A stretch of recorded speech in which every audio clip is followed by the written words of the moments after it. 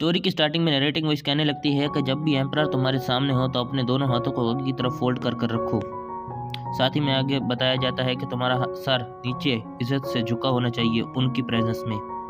तुम्हें उन तक तब तक नहीं बोलना जब तक वो तुमसे पहले न बोलें।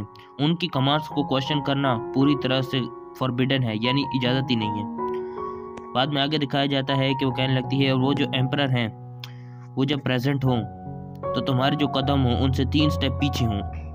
साथ ही में हमें इनके बारे में बताया जाता है, ये है एम्परर। इनकी तारीफों के बारे में बताया जाता है कि इनके चेहरे को देखकर ऐसा लगता है कि गॉड ऑफ क्रिएशन और गॉड ऑफ ब्यूटी ने आपस में लड़ाई की होगी इसके मुंह के डिज़ाइन को बनाने के लिए या इसे बनाने के लिए।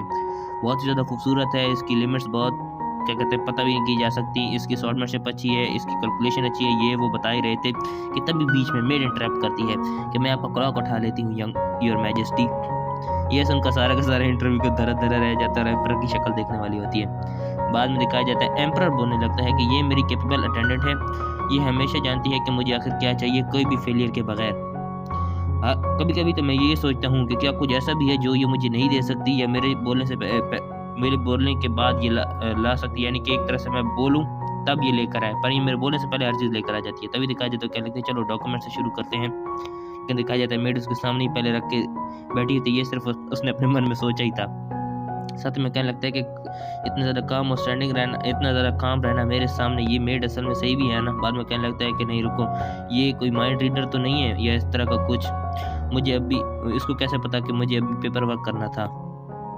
साथ में दिखाया जाता है कि जो नॉर्मली अटेंडेंस होते हैं वो तो ये काम सही से कर भी नहीं पाते, उल्टा मैस क्रिएट कर देते हैं। दिखाया जाता है दूसरे अटेंडेंट्स का सीन जो कि कहने लगते हैं कि ये हमसे अब योर माइनस की ब्यूटी क्या कहते हैं नहीं सही जा रही। ये सारी फीमेल अटेंडेंट्स जो कि पहली थी उसके साथ उनका सीन दिखाया जा रहा है। साथ में दिखाया जा रहा है वो कहता है कि ये तो बिल्कुल नॉर्मल रिएक्शन था तब का, लेकिन अब देखो तो ये अटेंडेंट इसने 3 बहुत बड़े गुनाह किए हैं। अब इनके 3 गुनाह सुनिएगा एम्परर के। वो कहने लगता है पहला गुनाह कि मुझे डिस्ट्रैक्ट करना जब मैं बिजी हूँ, दूसरा गुनाह कि एक मुझे ना इरिटेट करना, और तीसरा गुनाह ये है सबसे बड़ा गुनाह कि मेरे साथ प्यार में ना पड़ना। कितना बड़ा गुनाह है। दिखाया जाता है मेड की तरफ दिखाया जाता है उसे कोई भी फर्क नहीं पड़ता था। दिखाया जाता है वो खांसता है, कहने लगता है कि मैंने डॉक्यूमेंट्स को रिव्यू कर लिया है अभी। वो कहने लगता है कि ये उससे ज़्यादा ये बिल्कुल सख्त है जैसे कि एक सब्जुगेटिव मॉन्स्टर हो।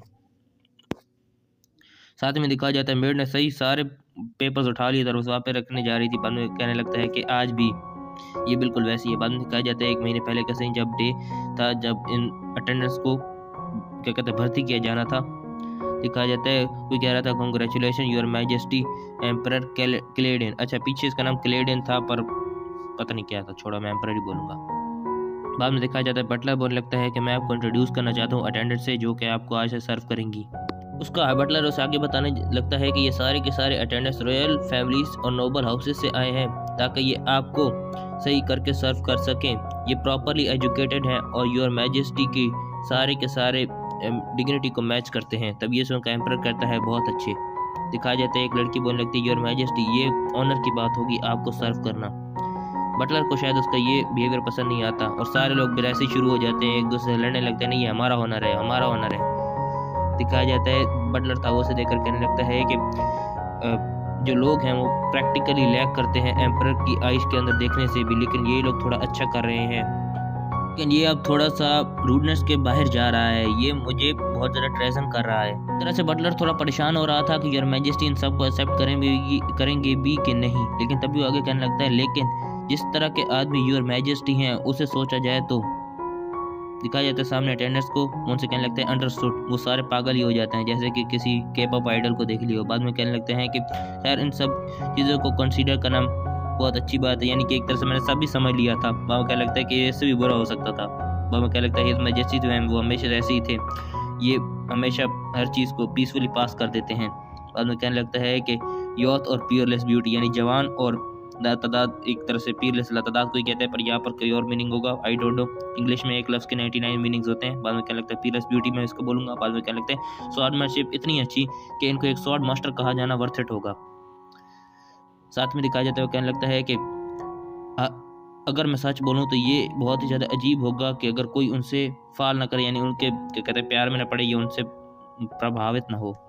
साथ में दिखाया जाता है वो कहने लगते हैं एम्परर के दूसरे अटेंडेंट्स, तो वो कहने लगते हैं हाँ बिल्कुल।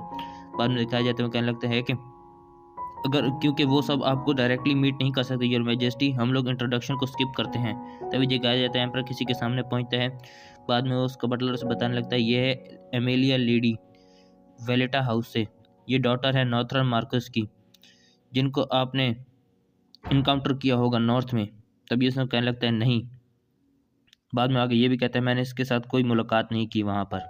इसे देखकर बटलर बहुत ज़्यादा हैरान हो जाता है और कुछ बोल नहीं पाता। तब एम्परर भी वहाँ से चले जाते हैं और जो बटलर था पीछे वो सोचकर कहने लगता है कि सालों के एक्सपीरियंस जो कि मुझे इनके साथ रहकर हुआ है उससे मुझे साफ साफ पता चल रहा है कि ये लेडी एमेलिया में इंटरेस्टेड हैं।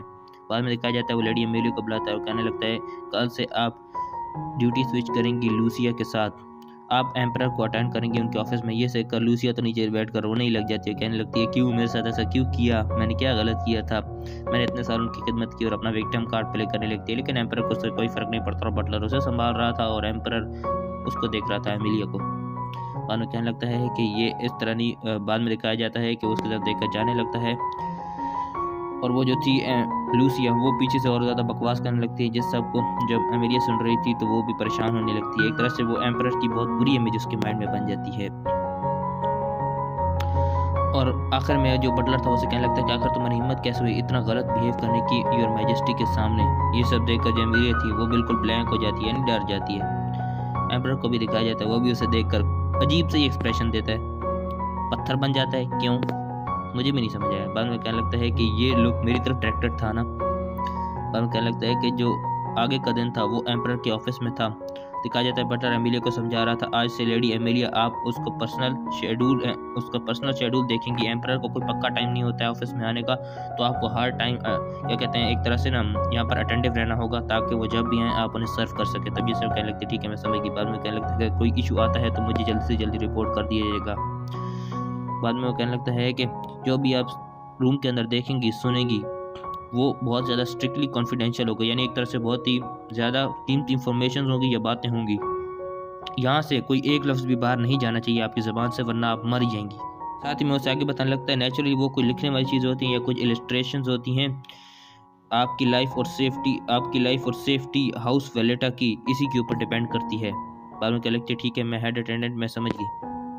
बाद में कहने लगती है कि एम्परर कैलेडन वो भी क्राउन प्रिंस है।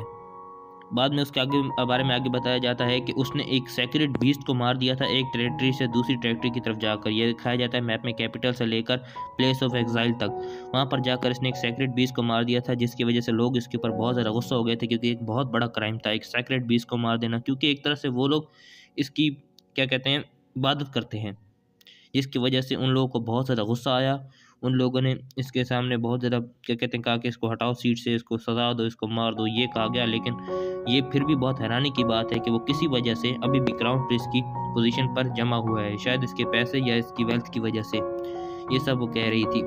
बाद में कहने लगती है कि मेरी फैमिली जो थी वो ज़्यादा तो कुछ ऑफ़र कर नहीं सकती थी, तो उन लोगों ने मुझे अपनी डॉटर को ऑफ़र कर दिया।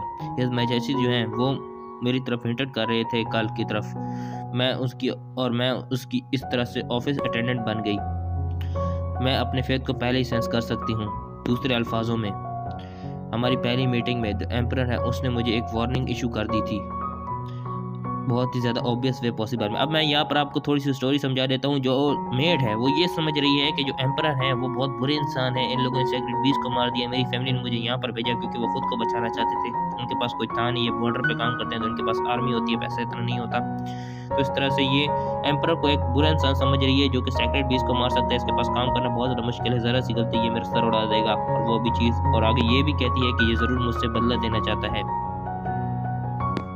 ये सब वो आगे कहने लगती है। मैं जिसको रोक के आपको थोड़ा सा समझा रहा हूँ ताकि आपको स्टोरी की अच्छी समझ आ जाए। बीच में ये जो सारा रबिश किस्म का सब कुछ लिखा हुआ है इसको मैं स्किप कर रहा हूँ क्योंकि इसको सुनने के बाद कोई फ़ायदा भी नहीं है। सॉरी अगर आप लोगों को ये थोड़ा अजीब लग रहा हो, पर मैं स्टोरी को जल्दी कवर अप करने के लिए ऐसा कर रहा हूँ। 19 चैप्टर्स होते हैं तो जल्दी कवर हो जाएंगे तो अच्छा रहेगा।